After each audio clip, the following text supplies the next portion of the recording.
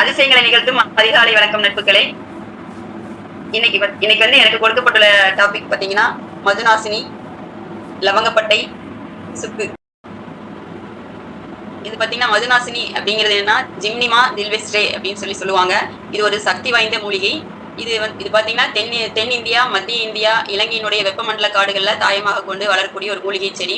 இதன் இலைகளை சாப்பிட்டோம்னா இதனுடைய நமக்கு நாக்கில் வந்து இனிப்பு சுவையே குறைஞ்சிரும். இது பாத்தீங்கன்னா கிட்டத்தட்ட 2000 வருடங்களா நீரழிவு நோய்க்கு பரிகாரமா இருக்கு. இந்த மதுநாசினுடைய நன்மைகள் என்னன்னு பாத்தீங்கன்னா ரத்தத்துல சர்க்கரையினுடைய அளவை கட்டுப்படுத்துது. ஃப்ரீ ரேடிக்கல்ஸ் செல்களை வந்து பாதுகாக்குது. ஃப்ரீ ரேடிக்கல்ஸ் வந்து அப்புறம் பாத்தீங்கன்னா சர்க்கரை நோயாளிக்கு வந்து பசி உணர்வு வந்து நிறைய இருக்கும். அந்த பசி உணர்வுல இருந்து நம்மளை வந்து காக்குது. அது பாத்தீங்கன்னா அடுத்தது உடல் வந்து அலர்ஜியை வந்து கட்டுப்படுத்துது. மன அழுத்தத்தை குறைக்கிறது. அப்புறம் பாத்தீங்கன்னா உடல் எடையை வந்து நிர்வகிக்கிறது. கொலஸ்ட்ரால் அளவை கண்ட்ரோல் பண்ணுது. செரிமான அதாவது ஜீரணத்தை வந்து மேம்படுத்துது.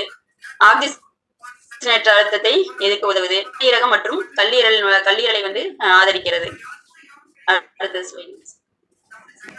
அடுத்து சுக்கு, சுந்தி. இதனுடைய ஆரோக்கிய நன்மைகள் என்னன்னு பாத்தீங்கன்னா இது வந்து இஞ்சி அல்லது ஜிங்கிஃபர் அபிசினேலின்னு சொல்லி சொல்லுவாங்க. ஜிங்கிஃபர் அபிசினேலின்னு சொல்லி சொல்லுவாங்க.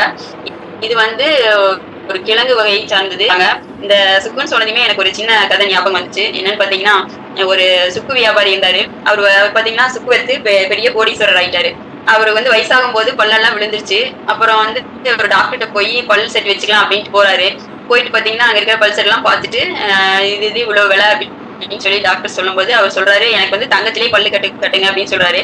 அப்புறம் தங்கத்துல பல் செட் வச்சுட்டு வந்துடுறாரு வீட்டுக்கு. வரும்போது அவருக்கு என்ன தோணுதுன்னா நம்ம சுக்குனே வித்துட்டு இருக்கோம். சுக்குன்னு சொல்லும் போது நம்முடைய பல் வந்து வெளியில தெரியறது இல்ல. அதனால நம்ம வந்து மக்களுக்கு எல்லாம் தெரியாம போயிடும். அதனால நம்ம வந்து இஞ்சி விற்கலாம் அப்படின்னு சொல்லிட்டு அப்புறம் தான் ஒரு இஞ்சின்னு சொல்லிட்டு பல்ல காமிச்சு இஞ்சி வித்துட்டு இருந்தாரு. இது ஒரு வேடிக்கையான கதை.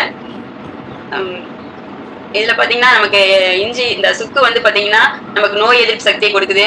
செரிமான ஆரோக்கியத்தை கொடுக்குது. அப்புறம் கார்டியோவாஸ்குலர் ஆரோக்கியத்திற்கு உதவுது. சரும ஆரோக்கியத்திற்கு உதவுது. உடல் எடை இழப்புக்கு உதவுது.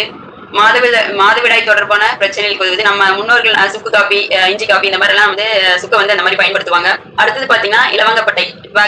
இதனுடைய ஆரோக்கிய நன்மைகள் என்னன்னு பாத்தீங்கன்னா லவங்கப்பட்டை வந்து ஒரு மரத்தினுடைய உட்புற பட்டையிலிருந்து தயாரிக்கப்படக்கூடிய ஒரு பட்டை தான்.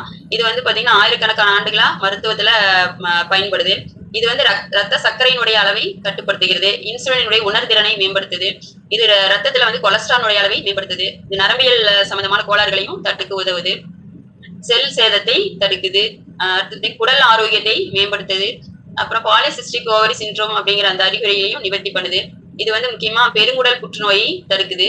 இது பல் சொத்தையும் தடுக்குதுன்னு சொல்லி சொல்றாங்க. அடுத்தது பாத்தீங்கன்னா சர்க்கரை நோய் என்னங்கிறது பாத்தீங்கன்னா ரத்தத்துல வந்து குளுக்கோஸினுடைய அளவு அதிகமாகும் போதுதான் சர்க்கரை நோய் உருவாகுது. இது வந்து கணையத்துல வந்து போதுமான இன்சுலின் சுரக்காத போது இந்த மாதிரி நீரிழிவு நோய் உண்டாகுது. நீரிழிவு நோய்ங்கிறது பாத்தீங்கன்னா நம்ம அதாவது சின்ன குழந்தையில இருந்து பெரியவங்க வரைக்கும் இந்த நீரிழிவு நோய்னால பாதிக்கப்பட்டிருக்காங்க. இது வந்து என்ன ஆகுனா காலப்போக்குல வந்து இந்த நீரிழிவு நோய் இருந்துட்டே இருந்துச்சுன்னா அதாவது இருதய நோய், நரம்பு பாதிப்பு, கண் பாதிப்பு, சிறுநீரக பாதிப்பு இதெல்லாம் உண்டாகும்னு சொல்லி சொல்றாங்க. இது பாத்தீங்கன்னா உலகம் முழுவதும் பாத்தீங்கன்னா இப்போ வந்து 537 மில்லியன் மக்கள் வந்து நீரிழிவு நோயால பாதிக்கப்பட்டிருக்காங்க. இந்த எண்ணிக்கை வந்து 2030 வந்து 643 மில்லியன் ஆகும். 2045 783 மில்லியன் ஆகும் உயர்னு சொல்லி நிபுணர்கள்லாம் சொல்லிட்டு இருக்காங்க. இந்த இவ்வளவு நோய் இருக்க இந்த நீரிழிவு நோயினால பாதிக்கப்படுறவங்க கண்டிப்பா வந்து நமக்கு வந்து நம்ம நியூட்ரலைட் வந்து துணை உணவுன்னு சொல்லிட்டு மதுநாசினி, சுந்தி, துவாக்குன்னு சொல்லி ஒரு மிகச்சிறந்த ஒரு சப்ளிமெண்ட்டை நமக்கு கொடுத்துருக்குது. இது வந்து கடவுளுடைய கொடைன்னு சொல்லலாம். இது வந்து 868 ரூபா 48 பைசாவா இது நமக்கு கிடைக்குது. இதுல வந்து பாத்தீங்கன்னா மதுநாசினி வந்து 262.5 மில்லிகிராமும், சுக்கு வந்து